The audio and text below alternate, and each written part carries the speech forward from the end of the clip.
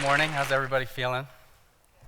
I'm really excited to be here. I'm honored to be among this particular group of speakers, and I'm particularly excited because I began my teaching career just a few blocks from here at a school in Brooklyn 16 years ago.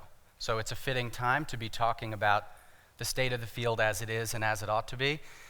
And in a way, I can't imagine the experience of being a teacher changing more from when I entered the profession 16 years ago to now. In fact, I would say it's probably right now is the most exciting, most challenging time to be a teacher in our nation's history. And it's because we're in the midst of some massive changes. And I think I've identified the root cause of that discomfort, whether it's how individual teachers feel in the classroom or whether it's something like the teacher strike in Chicago. And I think I may even have an idea about a way forward. And that's what I want to share with you today. And it's fitting that I can talk about it at an event sponsored by the Brooklyn Free School, because I think the word at the center of both the root cause and the solution is freedom. And I think the challenge is our ongoing effort to understand really what it means to be free. So let's think about what that means for a moment.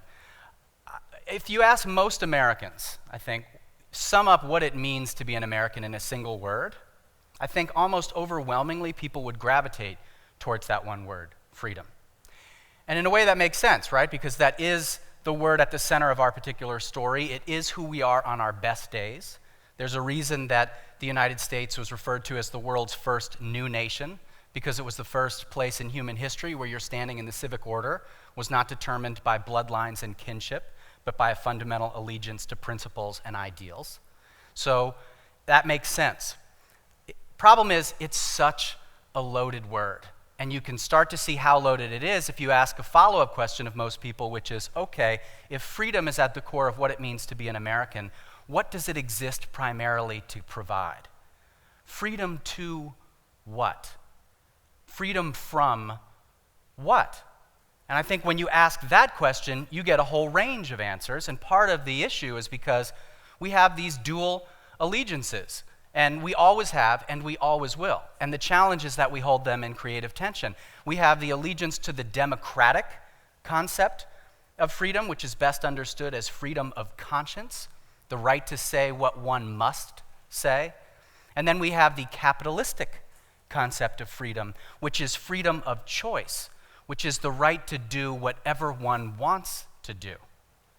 Which of those two do you think is more at the center of our public education system in the way that it's evolved over the years? And yet, I think what's actually more at stake in the teaching profession and why people feel so uncomfortable right now is because we are in the midst of redefining what it means to be free for both teachers and students, and those definitions are swinging in opposite directions. Let me use myself as an example, okay? So when I taught at a school in Brooklyn 16 years ago, I was not certified. I had never taken an ed course. There was no set of standards that I was conscious of trying to tie my lessons in English and history to. There was no established assessment system that I was supposed to plug into other than the one we all know, which is grades. There was no real evaluation system in place other than occasionally somebody would come into my room and make some notes and then be like, "You're doing a great job." So, in other words, for better or for worse, I had complete freedom, and the profession was seen as pure art.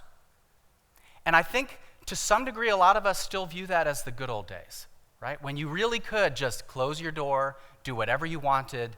There was almost no structure at all determining what it is that you were supposed to do. And the way that we thought about teaching was almost like Justice Potter Stewart's famous definition of pornography, when he said, "You know it when you see it," right? There is no way to measure the effectiveness of a teacher. It is an elusive magic. You either have it or you don't. And so there's no point in trying to think about a way to better ensure that more folks can acquire that magic art. Now, regardless of whether or not that makes sense to live in the good old days, what is happening now is the pendulum is swinging so fast in the opposite direction. So if in the past it was complete freedom and pure art. Now it feels like completely structured and all science. If I was to re-enter the profession, you can be sure that I would have to be certified. You can be sure that I would be aware every day, whether I did it or not, that I was supposed to be linking my daily work to state and national standards. You could be sure that I had a concrete opinion about whether or not it makes sense to revise teacher evaluations so that test scores were a central part of how my effectiveness was determined.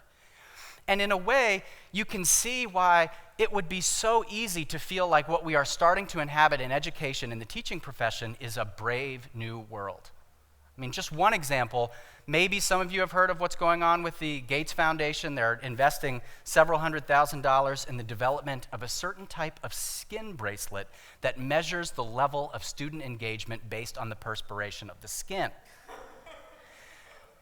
We're starting to know a lot more about the different areas of the brain and how it works based on functional magnetic resonance imaging. So there are all of these things happening that make it seem like a very different place. So if in the past, teaching was this invisible place that established the foundation of learning, it was the root structure. You couldn't see it, but you knew that it was having a vital role. It's almost like the obsession now is to bring everything out of the ground and into the light of day. And if you can't observe it, and if you can't measure it, it's not valid. I'd like to think that we all see the danger of existing at either pole. And so to me, I understand why a lot of my friends in the teaching profession see what's happening and they just want to say, you know what, I'm out. But I think actually the challenge is figuring out in what way can we get that pendulum to rest in the center? In what way can we find the art and the science of teaching? The problem is that's not the only thing happening, right? So then if we look at students, pendulum is swinging in the other direction. Again, I'll use myself as an example. I'm 42. I graduated from a large public high school in Chicago.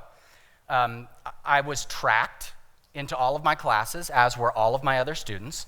I sat in rows. I participated in the transmission curriculum of the industrial era, and it would never have occurred to me that the job of the school was to adjust to me. My job was to adjust to it. Sound familiar? I mean, basically, some of us maybe got lucky, but almost all of us in this room, that was our educational experience. And so it was completely structured. There was no freedom in being a student. And yet now the pendulum is swinging in the other direction. There's been a perfect storm of reform since I left the classroom. The first was No Child Left Behind, which introduced high-stakes, test-based accountability. There's the elimination of tracking in more and more places, including where I went to school. That happened a year ago. You can imagine the tumult that happened in the community when we got rid of that. And there's the expectation that each teacher will differentiate their instruction each day, 7 hours a day, 180 days a year, to every child in their classroom.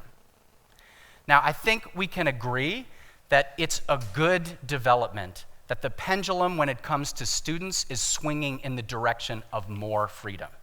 And I think we can also see how terrifying that must be as a teacher, because it makes it a lot harder to deliver on what we got into the profession to do.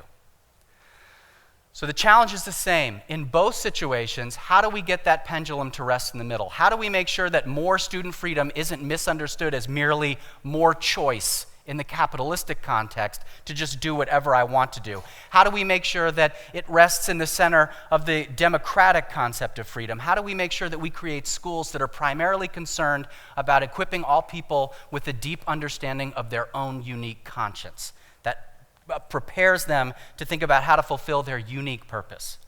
This is actually what John Dewey said 100 years ago, and we've been misunderstanding him ever since. So Dewey said, the purpose of public education is helping people understand what it means to be free. But he had a very specific answer to that question. And so what Dewey said was, what it means to be free is helping young people develop the capacity to exercise self-control in finding and fulfilling their own unique purpose in life. For Dewey, it was the democratic concept of freedom. And so for all of us, the challenge is, how do we orient everybody in the school system, everybody in the larger community to a deeper recognition of that as the goal and a deeper understanding of how to actually see it through. And again, I would say Dewey is our best resource. See, the problem is there's this false dichotomy between freedom and structure and between art and science. We do not have to choose between these two. In fact, you know what Dewey said was the ideal model for any educational environment? The scientific method. This is Dewey, the person that a lot of educators use as their shield when they basically employ a system that is all about freedom of choice, not about freedom of conscience. But what Dewey said was the scientific method, I don't care if it's science or history or an elective, that's what you focus on, which means asking questions, conducting research, constructing a hypothesis, gathering information, analyzing the data, and adjusting our response accordingly. For those of us that are educators, that word data, right, seems like a dirty word now, and in a way it should be, because what data really means, the way we use it now in education, is basic skills, reading and math scores. It doesn't mean anything else. But that's not what Dewey meant. That's not what the scientific method is about. In fact, the original Latin definition of data is something given. What would it take in order to make sure that we were able to restore the original meaning of data in our approach to improving teaching and learning? What would it take in order to strike the right balance between art and science in how we think about teaching and learning? And what would happen to our school system if it was oriented around a deeper understanding and appreciation of what it means to be free in the democratic context? The good news is there are answers to those questions all around us, but it will require a different way of seeing. And ironically, the people who are on the front lines of seeing this way are the scientists themselves. So I'm sure everybody is familiar with fractals. Maybe some of you even had a cool picture of them on your college dorm room, right? But fractals are self-similar recursive patterns that at a distance would seem like complete chaos, and if you look closely enough, they reveal a beauty and an order and a symmetry like nothing else that you've ever seen. But there's also lots of examples in the natural world. There are certain ways in which the world that we inhabit is organized this way. In fact, if you were going to be taking our advice from the scientists, the biologists would be telling us that life, whether it's an ecosystem or a public school system, is best organized by principles of ecology, not hierarchy. The quantum physicists would tell us that change, whether it's a human being or a subatomic particle, is best understood by principles of relationship, not force. And we should take heed that freedom, whether it's a teacher or a student, is best unleashed through simple shared structures, not unbounded prairies. This is the lesson that exists for all of us. This is what the natural world reminds us of every day. This is what Dewey was urging us to think about 100 years ago. And this is our roadmap forward. Art and science, individual freedom and group structure that will help us remake public schools for the 21st century as long as we're courageous enough to follow it. Thank you.